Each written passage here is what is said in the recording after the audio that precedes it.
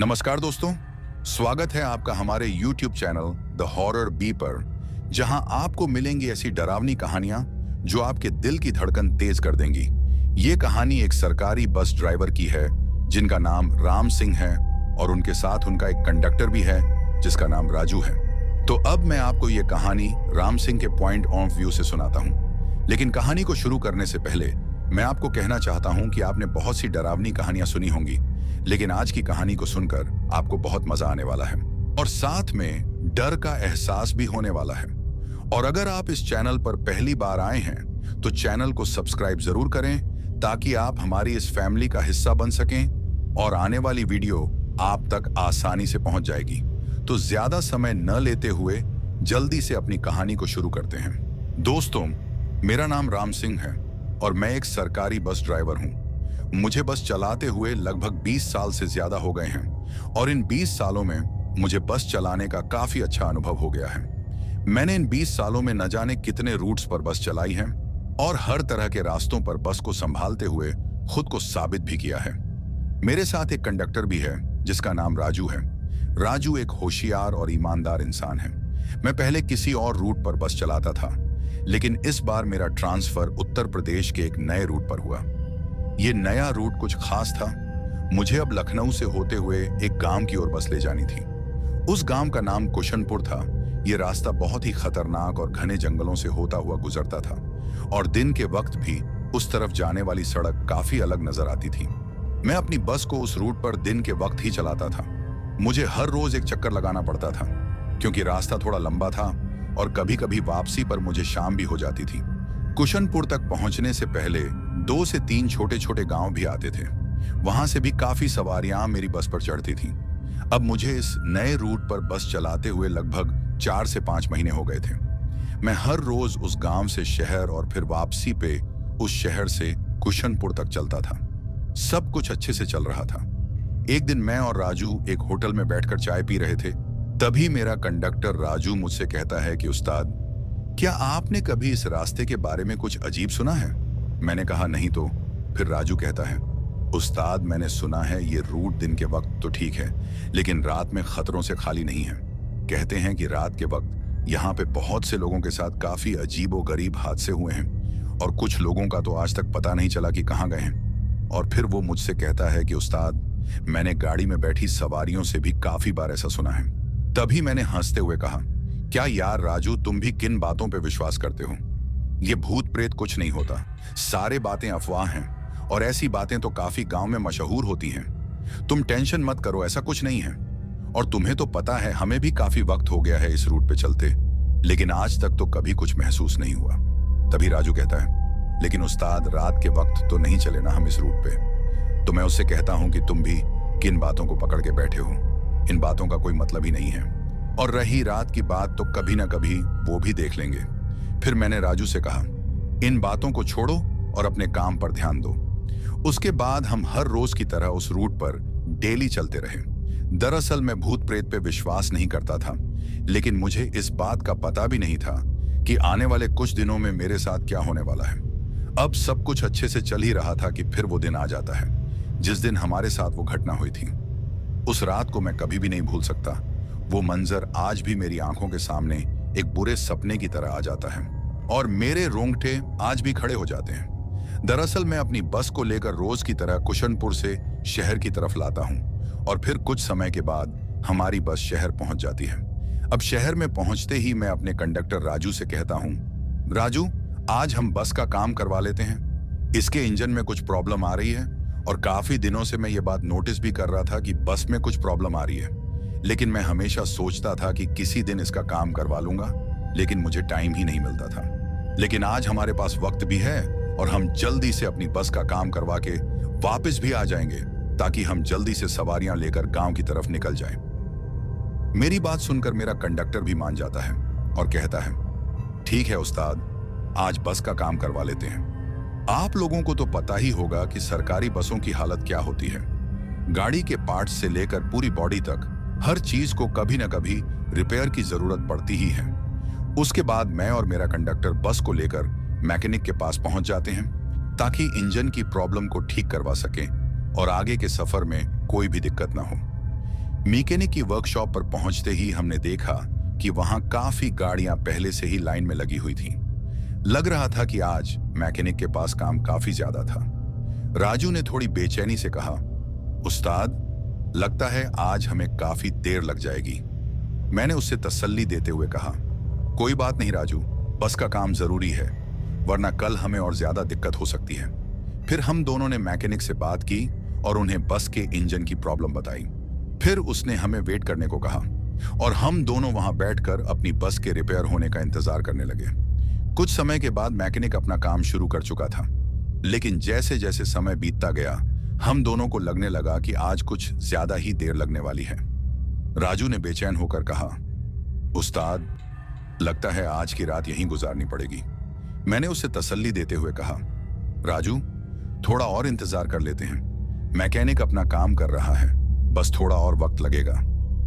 लगभग 2 घंटे बाद मैकेनिक ने हमें इशारा किया कि बस का काम हो गया है। हम दोनों ने राहत की सांस ली और फिर हम अपनी बस को लेकर वापस उसी जगह पहुंचे जहां से हमें सवारियां लेकर उस गांव के लिए निकलना था। लेकिन वहां पहुंचकर मैंने देखा कि वहां मुझे उस गांव की तरफ जाने वाली एक भी सवारी नजर नहीं आ रही थी। मुझे और राजू को थोड़ा अजीब लगा। फिर मैंने अपने कंडक्टर से कहा, यार राजू, आज तो कोई भी सवारी नजर नहीं आ रही और अभी तो शाम भी नहीं हुई है। राजू ने इधर उधर देखा और फिर कहा, उस्ताद, लगता है हमको आज कुछ ज्यादा ही देर हो गई, शायद वो सवारियां किसी और गाड़ी में चली गई होंगी। फिर मैंने सोचा कि राजू ठीक कह रहा है, हो सकता है कि वो किसी और ही गाड़ी में चली गई हों, क्योंकि उन लोगों को क्या पता था कि हम बस का काम करवाने गए हैं और वो हमारा इंतजार आखिर क्यों करते। मैंने इस बात को नजरअंदाज करते हुए बस स्टार्ट की और कुशनपुर के लिए निकलने की तैयारी करने लगा।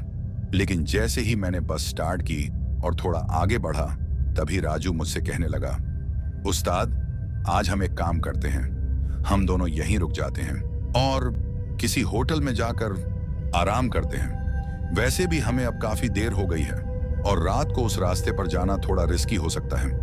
काश मैंने उस दिन अपने कंडक्टर की वो बात मान ली होती तो शायद वो हादसा हमारे साथ कभी ना होता।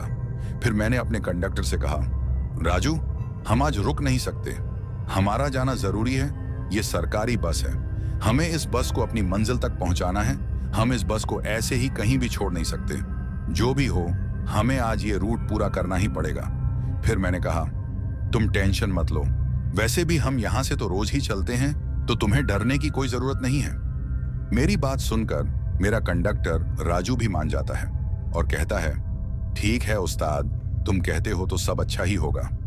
उसके बाद हम दोनों अपनी बस में बैठ जाते हैं और फिर मैं अपनी बस को लेकर शहर से कुशनपुर की ओर निकल जाता हूँ। बस में सिर्फ हम दोनों ही थे, क्योंकि उस तरफ जाने वाली सवारियां हमें एक भी नहीं मिली थीं। अभी रात होने में कुछ ही वक्त बाकी था। दोस्तों, मैं आपको बताता चलूं कि जिस वक्त की मैं आपको बात सुना रहा हूं, वो वक्त सर्दियों का था। ये बात जनवरी के महीने की है और उस समय सर्दी काफी ज्यादा थी। अब मैं और मेरा कंडक्टर अपनी मंजिल की ओर निकल जाते हैं। हम लगभग दिन के 5 बजे के करीब वहां से निकल जाते हैं और फिर मेरा कंडक्टर मेरे साथ मेरे केबिन में बैठ जाता है। फिर हम रास्ते में थोड़ी बहुत बातें करते हैं। अब जैसे ही हम गांव की ओर बढ़ रहे थे, मैंने देखा कि सड़क के किनारे 2 आदमी खड़े हैं जो हमसे लिफ्ट मांग रहे थे। मैंने राजू से पूछा, राजू, ये लोग इस वक्त कहां जा रहे होंगे? ये हमसे लिफ्ट मांग रहे हैं, क्या बोलते हो, बस रोक कर इन्हें लिफ्ट दे दी जाए या नहीं? राजू ने थोड़ी देर सोचा और कहा, उस्ताद, अभी तो रात भी नहीं हुई है, तो कोई बात नहीं, चढ़ा लेते हैं, कम से कम हम दोनों के अलावा ये भी होंगे बस में। उसकी बात सुनकर मैंने मुस्कुराते हुए कहा, क्या यार राजू, तुम अभी भी रात को लेकर डरे हुए हो, कुछ नहीं होगा। लेकिन तभी राजू ने बेचैन होकर कहा, उस्ताद, आज मुझे कुछ अजीब लग रहा है और ऐसा एहसास मैंने पहले कभी नहीं किया। फिर मैंने उसे हिम्मत देते हुए कहा, तुम चिंता मत करो, कुछ नहीं होगा, सब ठीक होगा, तुम देखना। फिर मैंने बस रोकी और उन दोनों आदमियों को लिफ्ट दे दी। अब वो दोनों आदमी पीछे सीटों पर जाकर बैठ गए और फिर हमने अपनी बस को आगे बढ़ा लिया। अब रात पूरी तरह से ढल चुकी थी और अंधेरा गहराने लगा था। बस की हेडलाइट्स सड़क पर चमक रही थीं, लेकिन उनके अलावा दूर दूर तक कोई रोशनी नहीं थी। चारों तरफ घना जंगल था, जो अब और भी डरावना लगने लगा था। हमारी बस उस सुनसान सड़क पर आगे बढ़ रही थी और रात की सर्द हवा के साथ साथ एक अजीब सा सन्नाटा भी माहौल पर छा गया था। न सड़क पर कोई गाड़ी, न कोई पैदल चलने वाला और न ही किसी जानवर की कोई आवाज। सब कुछ जैसे थम सा गया था। रास्ता जैसे जैसे आगे बढ़ता जा रहा था, अंधेरा और भी गहरा होता जा रहा था। चारों तरफ सिर्फ हमारी बस की हेडलाइट्स की रोशनी थी, जो सड़क को थोड़ा बहुत दिखा रही थी। सड़क के दोनों ओर घना जंगल खामोशी से खड़ा था, जैसे वो भी हमारी हर हरकत को देख रहा हो। अब कुछ देर बस चलाने के बाद मैंने देखा कि सड़क के किनारे 3 लोग खड़े हैं। एक आदमी, एक औरत और उनके साथ एक छोटी सी लड़की, जिसकी उम्र लगभग 5 से 7 साल के बीच होगी। वो तीनों हमारी तरफ इशारा कर रहे थे, जैसे हमसे लिफ्ट मांग रहे हों। उनकी हालत देखकर ऐसा लग रहा था कि उन्हें मदद की जरूरत है। मैंने बस की रफ्तार धीमी की और राजू से पूछा, राजू, सामने ये लोग हमसे लिफ्ट मांग रहे हैं, क्या कहते हो, इन्हें लिफ्ट दे दी जाए या नहीं?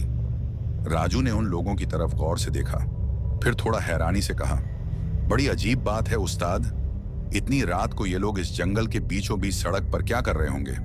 मैंने भी उनकी हालत पर गौर किया। उस औरत ने घूंघट डाल रखा था और वो आदमी अपनी जगह एकदम सीधा खड़ा था। उनके साथ वो छोटी सी बच्ची अपनी माँ का हाथ पकड़े खड़ी थी। उसकी मासूम आंखें हमारी बस की तरफ टकटकी लगाए हुए थीं। राजू ने उस बच्ची की तरफ देखते हुए कहा, उस्ताद, इनके साथ ये छोटी सी बच्ची भी है, शायद इन्हें सच में मदद की जरूरत होगी। उसकी बात में एक नरमी थी और उस मासूम बच्ची की तरफ देखकर मुझे भी उस पर तरस आने लगा। मैंने राजू की ओर देखा और कहा, ठीक है राजू, शायद हमें इन्हें लिफ्ट दे देनी चाहिए। उसके बाद मैंने अपनी बस को रोक लिया। अब वो तीनों हमारी बस की तरफ आने लगते हैं। जैसे ही वो हमारी बस के दरवाजे के पास पहुंचे, तभी मेरा कंडक्टर राजू उनसे कहता है कि आप लोगों को कहां जाना है। उनमें से वो आदमी राजू से कहता है कि हमें आगे जो गांव है वहां तक जाना है, हमारी गाड़ी खराब हो गई है और हम यहां फंस गए हैं। राजू ने उनकी हालत को देखते हुए कहा, ठीक है, आप लोग चढ़ जाइए, लेकिन इतनी रात में इस सुनसान जगह पर कैसे फंसे? आदमी ने एक गहरी सांस ली और बस में चढ़ते हुए बोला, हमने भी सोचा नहीं था कि यहाँ इतनी मुश्किल हो जाएगी। बच्ची को ठंड लग रही है, इसलिए जल्दी घर पहुंचना जरूरी है। औरत ने अब भी अपना घूंघट नहीं हटाया था और बच्ची अपनी माँ का हाथ कसकर पकड़े हुए थी। फिर राजू ने उन्हें बस में बैठने का इशारा किया। अब वो तीनों धीरे से बस की पिछली सीटों पर जाकर बैठ जाते हैं। फिर राजू बस का दरवाजा बंद करता है और मेरे साथ कैबिन में बैठ जाता है। उसके बाद मैं फिर से बस चलाना शुरू कर देता हूँ। अब हम फिर से उस अंधेरी सड़क पर आगे बढ़ने लगे, लेकिन बस के अंदर का माहौल अब पहले से ज्यादा भारी लगने लगा था। उनके गाड़ी में चढ़ने के बाद बस में काफी ज्यादा ठंड हो गई थी। बस के अंदर का माहौल अब कुछ अलग सा लग रहा था। ऐसा लग रहा था जैसे पूरी गाड़ी को किसी ने बर्फ की चादर से ढक दिया हो। राजू ने भी अपनी जैकेट के बटन कसकर बंद कर लिए और मुझे भी अब काफी ज्यादा ठंड लग रही थी। बस के शीशों पर ठंड की धुंध जमा होने लगी थी, जिससे बाहर का नजारा भी धुंधला हो गया। हर सांस के साथ ठंडी हवा का एहसास और भी गहरा होता जा रहा था। गाड़ी के अंदर की ये अजीब सी ठंड हमें बेचैन करने लगी थी।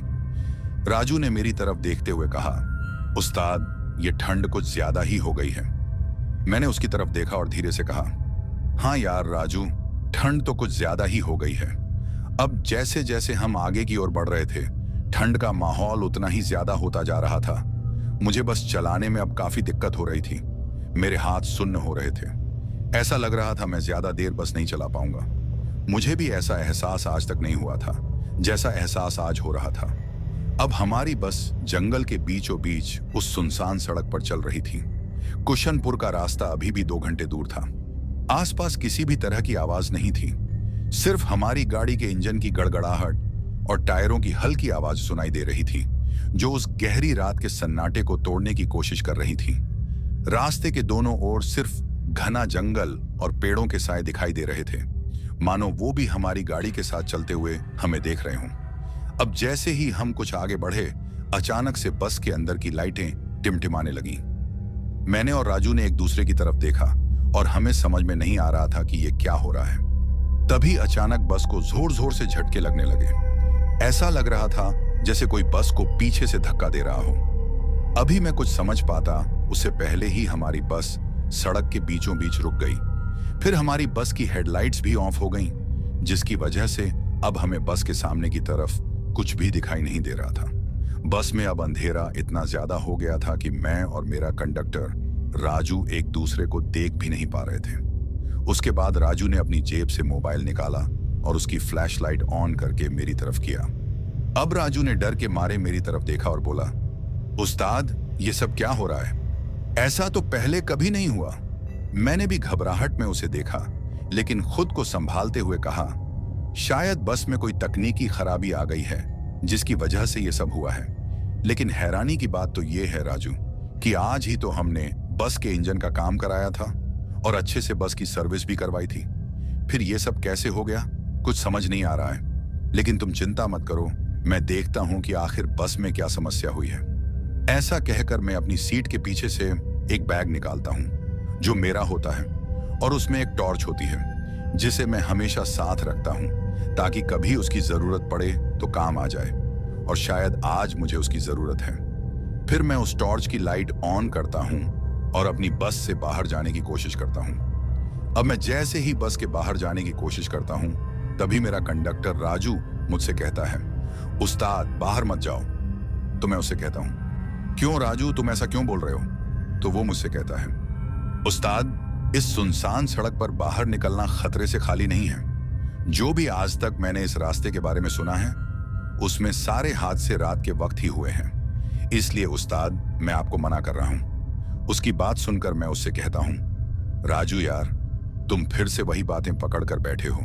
कुछ नहीं होगा, और अगर मैं बाहर नहीं गया तो हमें पूरी रात इस सड़क पर बितानी पड़ेगी, और तुम्हें तो पता है कि इस सड़क पर रात बिताना कोई आसान बात नहीं है। ठंड इतनी है कि कुछ ही मिनटों में हमारे जिस्म का खून जम जाएगा और शायद हमें जान से भी हाथ धोना पड़े। फिर मैं राजू से कहता हूं, तुम भी मेरे साथ बाहर चलो, हम दोनों देखते हैं कि आखिर बस में क्या खराबी आ गई है। मेरी बात सुनकर राजू भी मेरे साथ बस के बाहर आ जाता है। बस के बाहर आते ही मैंने देखा कि चारों ओर एक अजीब सा सन्नाटा पसरा हुआ है, लेकिन मैंने किसी चीज पर ज्यादा ध्यान नहीं दिया और इंजन का मुआयना करने का सोचा। फिर मैंने इंजन का बोनट खोला और अपनी टॉर्च की रोशनी में उसकी जांच करने लगा, लेकिन मुझे कुछ खास समस्या नजर नहीं आई। फिर मैंने टायरों की ओर देखा तो मुझे कुछ भी गड़बड़ नहीं लगी, लेकिन फिर भी वो झटके और बस का यूं बीच सड़क में रुक जाना मुझे अजीब लगा। मैं इस सोच में डूबा था कि आखिर ये सब हुआ कैसे। अभी मैं ये सोच ही रहा था कि तभी मुझे पीछे से किसी आदमी की आवाज आती है, और वो आदमी मुझसे कहता है, उस्ताद जी, क्या हो गया है? आपने बीच सड़क में बस को क्यों रोक दिया है? दोस्तों, मैं आपको बताता चलूं कि ये आदमी वही था जो अपने साथी के साथ हमारी बस में शहर के थोड़े आगे से बैठा था, और वो बस के बाहर आकर हमसे पूछ रहा था कि क्या हुआ है, आपने बस को क्यों रोका है? पहले तो मैं और मेरा कंडक्टर उसकी आवाज सुनकर अचानक से चौंक गए, लेकिन फिर मैं उससे कहता हूं, भाई साहब, बस में कुछ खराबी आ गई है जिसकी वजह से बस रुक गई है। हम लोग देख रहे हैं कि आखिर क्या समस्या हुई है। मेरी बात सुनकर वो आदमी मुझसे कहता है, क्या मैं आपकी कुछ मदद कर सकता हूं? तो मैं उससे कहता हूं, आप क्या मदद करेंगे हमारी? शायद बस में कोई तकनीकी खराबी आ गई है, लेकिन हमें समझ नहीं आ रही कि आखिर हुआ क्या है। तो वो आदमी मुझसे कहता है, मैं एक मैकेनिकल इंजीनियर हूं और शायद मैं आपकी कुछ मदद कर सकता हूं। फिर वो आदमी दोबारा से इंजन को चेक करता है और कुछ वक्त के बाद मुझसे कहता है, अब आप बस को स्टार्ट करके देखो। उसकी बात सुनकर मैं बस में चढ़ जाता हूं और बस को स्टार्ट करने की कोशिश करता हूं, लेकिन बस एक हल्की सी खड़खड़ाहट करती है और फिर बंद हो जाती है। उसके बाद मैं फिर से एक बार बस को स्टार्ट करने की कोशिश करता हूं, लेकिन इस बार बस स्टार्ट हो जाती है और बस की हेडलाइट्स भी ऑन हो जाती हैं। बस स्टार्ट हो जाने के बाद मैं काफी खुश हो जाता हूं और उस आदमी का शुक्रिया करता हूं। उसके बाद मेरा कंडक्टर राजू और वो आदमी बस में चढ़ जाते हैं, लेकिन इस बार वो आदमी हमारे साथ केबिन में बैठ जाता है। फिर हम बस को आगे बढ़ा लेते हैं। अब मैं उस आदमी से कहता हूं, अगर आज आप ना होते तो शायद हमको आज की रात यहीं गुजारनी पड़ती। तो वो हमसे मजाक में कहता है, शायद आपके साथ साथ हमको भी रात यहीं गुजारनी पड़ती। फिर मैं उस आदमी से कहता हूं, आप कहां तक जा रहे हो? तो वो आदमी मुझसे कहता है, हम अपने दोस्त की शादी में जा रहे हैं। यहां आगे एक गांव आता है, हमारा दोस्त वहीं रहता है, तो हम लोग वहीं जा रहे हैं। उसके बाद मैं उस आदमी से कहता हूं, आप पीछे जाकर अपने दोस्त के साथ आराम से बैठ जाइए, जैसे ही वो गांव आएगा मैं आपको बता दूंगा।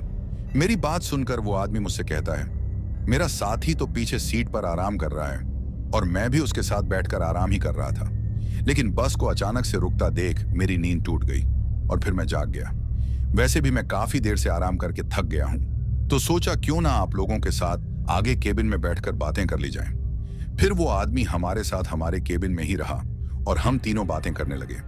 जिस गांव में उस आदमी को जाना था वो गांव अभी भी 7 से 8 किलोमीटर की दूरी पर था। हमें लग रहा था कि सब कुछ नॉर्मल हो गया है, लेकिन शायद हमें इस बात का पता ही नहीं था कि आगे चलकर हमारे साथ जो होने वाला है उसकी शायद हमने कभी कल्पना भी नहीं की थी। अभी हम कैबिन में बातें कर ही रहे थे कि अचानक मेरा कंडक्टर राजू मुझसे कहता है कि उस्ताद, मैं पीछे की सवारियों की टिकट काट कर आता हूं और उनसे पूछता हूं कि उन लोगों को कहां तक जाना है। दोस्तों, आपको बताता चलूं कि मेरा कंडक्टर उन 3 सवारियों की बात कर रहा है जिनको हमने थोड़ी देर पहले अपनी बस में लिफ्ट दी थी, जिनमें एक आदमी, एक वो घूंघट वाली औरत थी और साथ में उनकी वो छोटी सी लड़की जो बस के आखिरी सीटों पर जाकर बैठे थे। उसके बाद मेरा कंडक्टर राजू कैबिन से उठकर पीछे की ओर जाने की कोशिश करता है, लेकिन जैसे ही राजू कैबिन के दरवाजे से बाहर अपना कदम रखता है वो उसी जगह रुक जाता है और डर के मारे कांप जाता है। उसके बाद वो अपने आप को कैबिन की ओर धकेलता है। उसको ऐसा करते हुए मैं देख लेता हूं। तभी मैं अपने कंडक्टर से पूछता हूं, राजू, तुम वापस क्यों आ गए?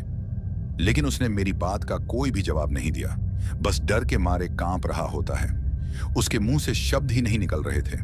ऐसा लग रहा था जैसे वो कुछ बोलने की कोशिश तो कर रहा है लेकिन बोल नहीं पा रहा। उसको ऐसे देखकर मैं भी परेशान हो जाता हूं। मेरे बार बार पूछने पर भी वो एक मूर्ति की तरह खड़ा होकर बस के पीछे की तरफ ही देख रहा था। अब मेरे साथ वाला आदमी भी मेरे कंडक्टर से पूछता है, भाई साहब, आपको क्या हो गया है? आप कुछ बोल क्यों नहीं रहे? उसकी बात सुनकर मेरा कंडक्टर राजू अपनी उंगली से बस के पीछे की तरफ इशारा करता है। उसके इशारा करते ही वो आदमी भी अब खड़ा हो जाता है और फिर वो भी केबिन से पीछे की ओर जाने की कोशिश करता है। अब जैसे ही वो पीछे की ओर जाने की कोशिश करता है उसका भी वही हाल हो जाता है जो मेरे कंडक्टर राजू का हुआ था। मतलब कि वो भी डर के मारे कांप जाता है और एकदम से केबिन में भागकर मेरी सीट को कसकर पकड़ लेता है। उसको ऐसा करते देख मैं उससे पूछता हूं, भाई साहब, आखिर ऐसा क्या देख लिया है आप दोनों ने जो आप दोनों ही डर के मारे कांप रहे हो? लेकिन मेरे बार बार पूछने पर भी उस आदमी ने कोई जवाब नहीं दिया। उन दोनों की ऐसी हालत देखकर मैं भी थोड़ा सा घबरा जाता हूं और सोचता हूं कि आखिर ऐसा इन्होंने क्या देख लिया है जो इन दोनों की ऐसी हालत हो गई है। अब मैं उन दोनों से कहता हूं कि आप लोग मेरे बार बार पूछने पर भी कुछ नहीं बोल रहे हो ना, तो कोई बात नहीं, मैं खुद ही बस को साइड में रोक कर देखता हूं कि आखिर ऐसा क्या है पीछे जिसे देखकर आप लोगों की ये हालत हो गई है। अभी मैंने ऐसा बोला ही था कि राजू थोड़ी हिम्मत करके मुझसे कहता है कि उस्ताद, ऐसी गलती भूल कर भी मत करना। अगर आपने बस को रोक दिया तो शायद हम तीनों इसी वक्त मारे जाएंगे। हो सकता है कि बस चलते रहने से भी हम बच न सकें, लेकिन कुछ मिनट तक हमारी जिंदगी बच जाएगी। फिर मैं राजू से कहता हूं कि आखिर बताओगे भी कि हुआ क्या है?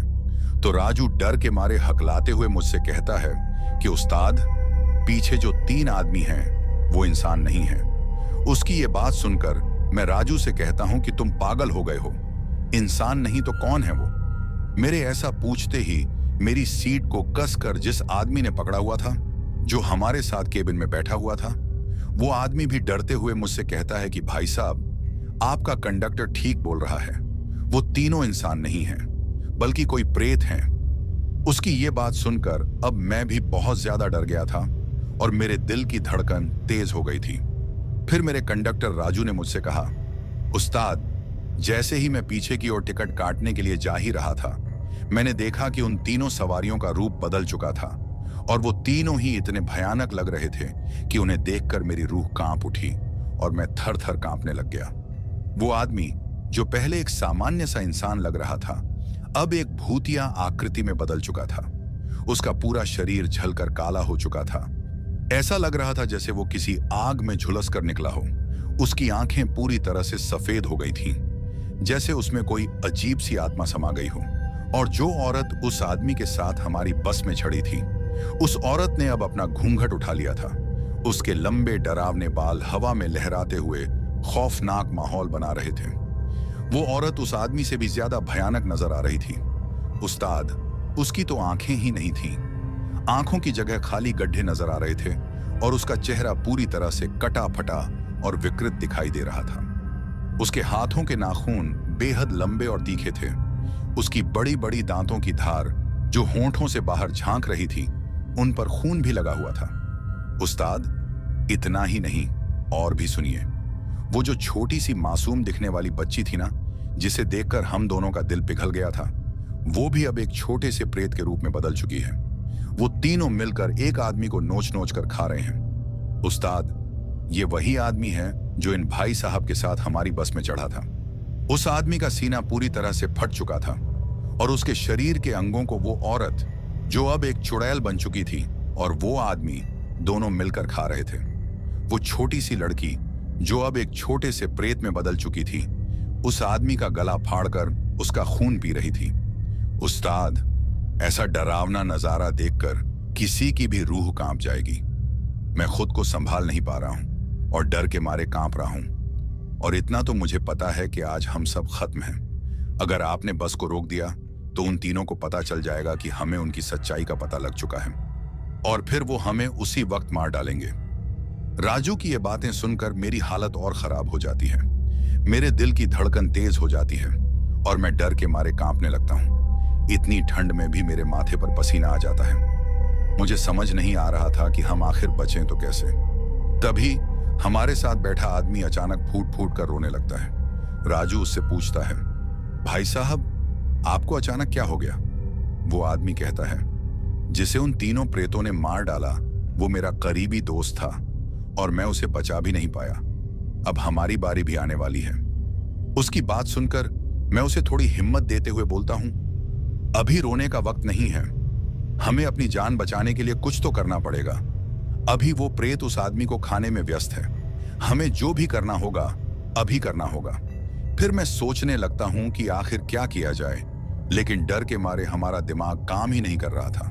तभी अचानक से बस के पीछे से हमें एक चीख सुनाई दी और उस चीख को सुनकर हम सब अब और भी ज्यादा घबरा जाते हैं। लेकिन हमने उस चीख को नजरअंदाज किया क्योंकि हमें पता था कि ये उन प्रेतों का ही कोई जाल होगा जिसमें वो हमें फंसाना चाहते हैं। हमें इस बात का पता था कि वो चाहते हैं कि हम उस चीख को सुनकर पीछे की तरफ जाएं और वो हमें आराम से मारकर खा जाएं। अब बस में ज्यादा देर तक रहना खतरे से खाली नहीं था। ऐसा लग रहा था कि हम तीनों अपनी मौत का इंतजार कर रहे हैं। अब कुछ देर बाद एक छोटी लड़की के रोने की आवाज आती है और ये आवाज भी बस के पीछे वाली साइड से ही आ रही थी। उस रोने वाली आवाज को सुनकर हमारी बस में डर का माहौल अब और भी ज्यादा हो गया था। हम तीनों केबिन में कांप रहे थे। अब मेरा कंडक्टर राजू और वो आदमी एक दूसरे को पकड़कर मेरी ड्राइविंग सीट के पास बैठे थे। मेरी हालत भी खराब हो चुकी थी। ऐसा लग रहा था कि मुझे अभी हार्ट अटैक आ जाएगा। अब हम सभी भगवान को याद कर रहे थे और कह रहे थे, हे भगवान, हमारी जान बचा लो। आज हमें इस मुसीबत से बचा लो। कुछ भी करो भगवान, लेकिन हमारी रक्षा करो। ऐसा कहकर मैंने बस को चलाना जारी रखा। थोड़ी देर बाद मुझे सड़क के किनारे कुछ जलता हुआ दिखाई दिया। दूर से वो आग की तरह लग रहा था। मैंने सोचा कि ये हमारी आखिरी उम्मीद हो सकती है। मैंने अपने कंडक्टर राजू को और उस आदमी को भी उस आग के बारे में बताया और उन दोनों को भी अपनी जिंदगी के बचने की थोड़ी उम्मीद लगने लगी। अब मैं अपनी बस को उस जगह तक जल्दी पहुंचाना चाहता था ताकि हमें कोई मदद मिल सके। अब हमने बस को थोड़ा तेजी से उस दिशा में बढ़ाना शुरू कर दिया, लेकिन मन में डर अब भी बरकरार था कि यह भी कोई छलावा न हो। अब हम जैसे ही उस आग की तरफ जाने की कोशिश करते हैं कि तभी हमें अपनी बस के पीछे से किसी के चलने की आवाज आती है। ऐसा लग रहा था कि वो तीनों प्रेत अब हमारे केबिन की तरफ आ रहे हैं। अब जैसे ही हमें उनके कदमों की आवाजें सुनाई देने लगती हैं, हमारे दिल की धड़कनें काफी ज्यादा तेज हो जाती हैं। हमें ऐसा लग रहा था कि हमारा दिल अभी बाहर निकल आएगा, लेकिन मैंने हिम्मत करके उन दोनों से कहा कि हम लोग अब आग के करीब पहुंचने वाले हैं। तुम लोगों को थोड़ा हिम्मत से काम लेना होगा। अगर जिंदगी चाहते हो तो हिम्मत रखनी पड़ेगी। फिर मैं उन दोनों से कहता हूं, ध्यान से मेरी बात को सुनो। मैं अपनी बस की खिड़की को खोल कर रखता हूं। जैसे ही हम आग के पास पहुंचेंगे, मैं खिड़की से बाहर कूद जाऊंगा। तुम लोग भी मेरे पीछे कूद जाना और कूदने के बाद जितनी जल्दी हो सके उस आग के पास पहुंच जाना। ध्यान रहे, जितनी जल्दी हो सके उतना जल्दी आग के पास पहुंचने की कोशिश करना। अगर हम में से कोई भी आग के पास नहीं पहुंच पाया तो फिर याद रखना कि जो हाल हमारी बस में उस आदमी का हुआ है वही हाल हमारा होगा, और फिर हमें उन प्रेतों से कोई भी बचा नहीं सकता। फिर मैं उनसे कहता हूं कि मुझे यह भी पता है कि बस से कूदने के बाद हमें काफी ज्यादा चोट भी लग सकती है, लेकिन अपनी जिंदगी के लिए इतना जोखिम तो हम ले ही सकते हैं। मेरी बात को सुनकर वो दोनों मान जाते हैं। अब मैं अपनी बस की खिड़की खोल लेता हूं, लेकिन कूदने से पहले अपनी बस की गति को थोड़ा धीमा कर लेता हूं। ज्यादा धीमा भी नहीं कर सकता था, क्योंकि फिर उन प्रेतों को हम पर शक हो जाता। अब जैसे ही मैं उस आग के थोड़ा नजदीक पहुंचता हूं, मैं बस से कूद जाता हूं। कूदने के बाद मैं सड़क पर थोड़ा सा आगे की ओर घिसटता हुआ जाता हूं, जिसकी वजह से मुझे बाजू में थोड़ी चोट लग जाती है, लेकिन मैं खुद को संभालते हुए उस आग की तरफ भाग जाता हूं। मेरे कूदने के बाद मेरे कंडक्टर राजू और उस आदमी ने भी बस से छलांग लगा दी, और उन दोनों को भी थोड़ी बहुत चोट आ जाती है। फिर मैं उन दोनों को काफी जोर से आवाज देकर कहता हूं कि जितनी जल्दी हो सके खुद को संभाल कर भागो और मेरी तरफ आ जाओ। फिर वो दोनों ही काफी तेजी से मेरे पास पहुंच जाते हैं, और अब हम तीनों ही सड़क के किनारे की ओर चले जाते हैं जहां वो आग जली हुई थी। हम सबके कूदने के बाद हमारी बस सड़क के सामने की ओर एक बड़े पेड़ के साथ टकरा जाती है। बस के टकराते ही बस के अंदर से काफी भयानक चीखें हमें सुनाई देती हैं। वो चीखें इतनी भयानक होती हैं कि उनको सुनकर किसी का भी दिल बैठ जाए। अब हम उस आग के पास जाते हैं। जब हम आग के पास पहुंचे तो हमें एक आदमी दिखाई दिया, जिसकी वेशभूषा से लग रहा था कि वो कोई अघोरी है, जो आग के पास बैठकर मंत्र उच्चारण कर रहे थे। उनके चारों तरफ कुछ जानवरों की हड्डियां और राख बिखरी हुई थी। उनके शरीर पर राख मली हुई थी, और उनके सामने एक इंसानी खोपड़ी भी रखी हुई थी। उनका चेहरा अंधेरे में भी चमक रहा था, मानो उनके पास कोई अलौकिक शक्ति हो। फिर मैंने हिम्मत जुटाकर उस अघोरी बाबा के पास जाकर कहा, बाबा हमारी मदद करो, हमारी जान को खतरा है। हमारे पीछे 3 लोग पड़े हुए हैं जो इंसान नहीं हैं। उनको देखकर ऐसा लगता है जैसे वो कोई प्रेत हों। बाबा हमें इस मुसीबत से बचाओ, अब आपका ही सहारा है। मेरी बातों को सुनकर अघोरी ने अपनी आंखें खोली और हमें ध्यान से देखा। फिर उन्होंने गंभीर स्वर में कहा, तुम लोगों की समस्या को मैं जानता हूं। ये तीनों प्रेतात्माएं हैं जो इस इलाके में काफी लंबे समय से भटक रही हैं, और आज वो तुम्हारी बस में चढ़ गई हैं। लेकिन तुम घबराओ मत, मैं उनकी मुक्ति का उपाय करूंगा। फिर अघोरी बाबा ने अपने पास रखी एक छोटी सी पोटली से कुछ भभूत निकाली और मंत्रों का उच्चारण करते हुए उस भभूत को हमारी बस की तरफ फेंका। उसके बाद उस अघोरी ने एक लकीर को हमारे चारों तरफ खींच दिया, और फिर हमें आदेश दिया कि हम उस लकीर से बने घेरे में ही रहें। फिर उन्होंने हमें कहा कि चाहे कुछ भी हो जाए, इस घेरे से बाहर अपने कदम मत रखना। उसके बाद वो अघोरी बस के पास जाने की कोशिश करता है, लेकिन जाते जाते हमसे फिर से कहता है कि चाहे कुछ भी हो जाए, गलती से भी इस घेरे के बाहर मत आना। अगर तुम लोगों में से किसी ने भी इस घेरे को पार कर लिया, फिर मैं भी उस आदमी की कोई मदद नहीं कर सकूंगा। उसके ऐसा कहने के बाद वो अघोरी बस की तरफ चला जाता है। उसके बाद वो उस बस की तरफ दोबारा से भभूत को फेंकता है और जोर जोर से मंत्र पढ़ने लग जाता है। अब उसके ऐसा करने से बस के अंदर से अजीबोगरीब चीखें सुनाई देने लग जाती हैं। उन चीखों को सुनकर ऐसा लग रहा था जैसे मानो उन प्रेत आत्माओं को बाबा के मंत्रों से तकलीफ हो रही हो। अब अचानक से काफी तेज हवा चलने लगती है, और उस हवा की वजह से हम लोगों को काफी तेज धक्के लग रहे थे। लेकिन हम लोगों ने खुद को संभाले हुए रखा और एक बात को दिमाग में रख लिया था कि अगर इस बाबा के घेरे से बाहर हम निकल गए तो फिर हमें कोई भी नहीं बचा सकता। हम तीनों ने खुद को काफी हिम्मत से उस घेरे में बनाए रखा था। अब थोड़े समय के बाद बस में से उन चीखों का निकलना बंद हो जाता है, और फिर धीरे धीरे वो तेज हवा भी बंद हो जाती है। अब अघोरी बाबा ने भी अपने मंत्र उच्चारण बंद कर दिए थे। फिर कुछ वक्त बाद वो अघोरी हमारे पास आता है और फिर हमसे कहता है कि अब तुम लोगों को डरने की कोई जरूरत नहीं है। वो प्रेत आत्माएं अब मुक्त हो चुकी हैं। अब तुम सब सुरक्षित हो। फिर हम सब ने उस अघोरी बाबा का धन्यवाद किया। उसके बाद हम उस घेरे से बाहर आ जाते हैं। फिर मैं उस अघोरी बाबा से कहता हूं कि बाबा, आज आपकी वजह से हम सब बच पाए। अगर आज आप हम लोगों की मदद न करते तो शायद वो प्रेत आत्माएं हमें मारकर खा जाती। मेरी बात सुनकर वो अघोरी मुझसे कहता है कि मारने वाले से बचाने वाला बड़ा होता है, और तुम सब पर महादेव का आशीर्वाद था जो मैं तुमको यहां पर दिखा। तुमको मैंने नहीं बल्कि महादेव ने बचाया है। उसके ऐसा कहने के बाद वो हमें आगे बढ़ने का इशारा करता है और कहता है कि अब तुम लोग यहां से जल्दी निकल जाओ। उसके बाद हम तीनों अपनी बस की तरफ चले जाते हैं जो कि एक पेड़ के साथ टकराई थी, लेकिन बस सड़क पर ही थी। पेड़ से टकराने की वजह से बस के आगे के शीशे टूट गए थे, लेकिन बस को उतना ज्यादा नुकसान नहीं हुआ था। उसके बाद मैं बस में चढ़ जाता हूँ, बस को स्टार्ट करता हूँ और वो स्टार्ट भी हो जाती है। हालांकि मुझे लगा नहीं था कि हमारी बस स्टार्ट हो जाएगी, लेकिन अच्छी बात यह थी कि बस स्टार्ट हो जाती है।